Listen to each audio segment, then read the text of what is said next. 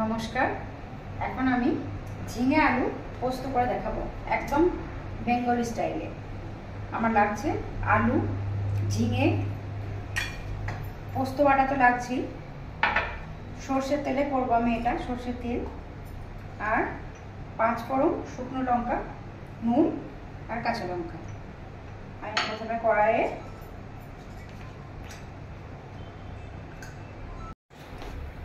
সর্ষের তেল দিয়ে দিলাম।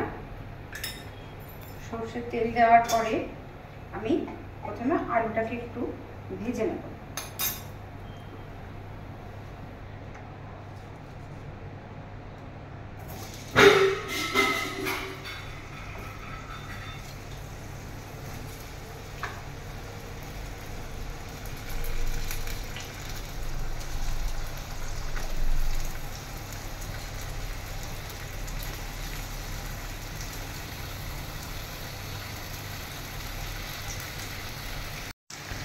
আলুটা ভাজার সময় আমি অল্প একটু লবণ দিয়ে দিলাম।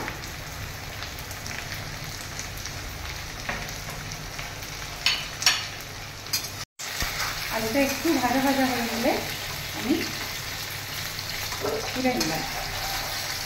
ঝিঙেটাকেও একটু নাড়াচাড়া করে দিলাম, জাস্ট একটু নাড়াচাড়া করে দিলাম, গ্যাসটা বাড়িয়ে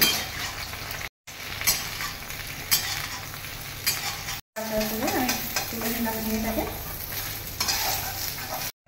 এবার আমি কড়াইয়ে একটু অল্প তেল দিলাম।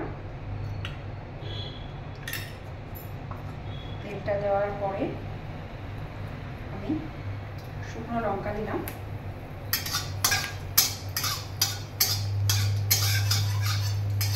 তারপরে একটু 5 ফোড়নটা দিলাম,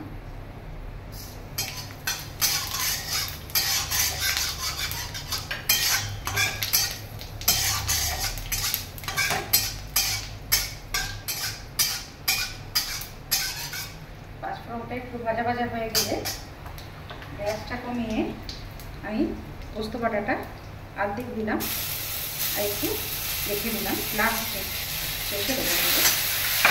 এটাকে কষালাম ভালো। পোস্ত বাটার মধ্যে পোস্ত বাটার যে এই জারটাতে একটু জল নিয়ে আমি দিয়ে দিলাম। কষানো হয়ে গেছে,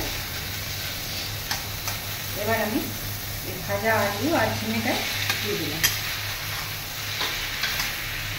গ্যাসটা কমিয়ে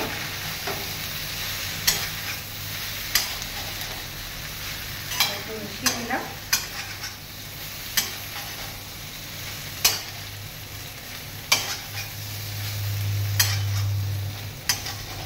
এখানে আমি একটু লঙ্কা গুঁড়ো দিয়ে দিয়েছি, টেস্টটাও ভালো আসবে আর দেখতেও ভালো লাগবে। এর মধ্যে আমি লবণ দিলাম পরিমাণ মতো, নিজে নিজে টেস্ট অনুযায়ী।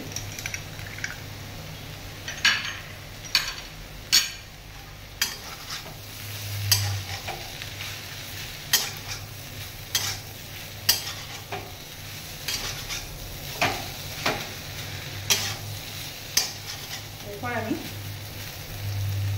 জল দিয়ে, অল্প একটু জল দিয়ে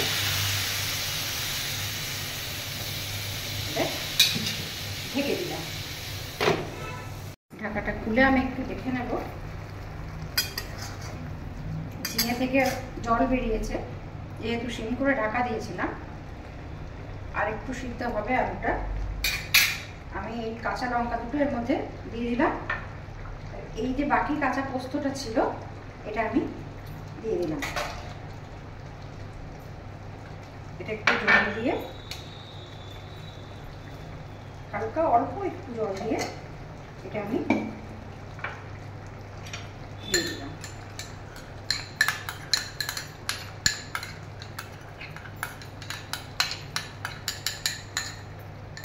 গ্যাসটাকে আমি একটু বাড়িয়ে দিলাম, জলটা শুকাতে হেল্প করবে। আবার ঢাকা দিয়ে দিলাম। পোস্তটা আমার হয়ে গেছে, আলুগুলো সুন্দর সিদ্ধ হয়ে গেছে। এটা একটু বেশ মাখা মাখা হয়ে গেছে আর কাঁচা লঙ্কাটা দেওয়া আছে। এবার লাস্টে একটু সরষের তেল কাঁচা এখানে এরকম করে ছিটিয়ে দিলে দারুণ টেস্ট। বাংলার পোস্ত, ঝিঙে আলু পোস্ত ভাতের সাথে। তো প্লিজ আপনারা বানিয়ে দেখবেন, সাবস্ক্রাইব করতে ভুলবেন না, লাইক অ্যান্ড শেয়ার করবেন, কমেন্ট করবেন কেমন হয়েছে খেয়ে।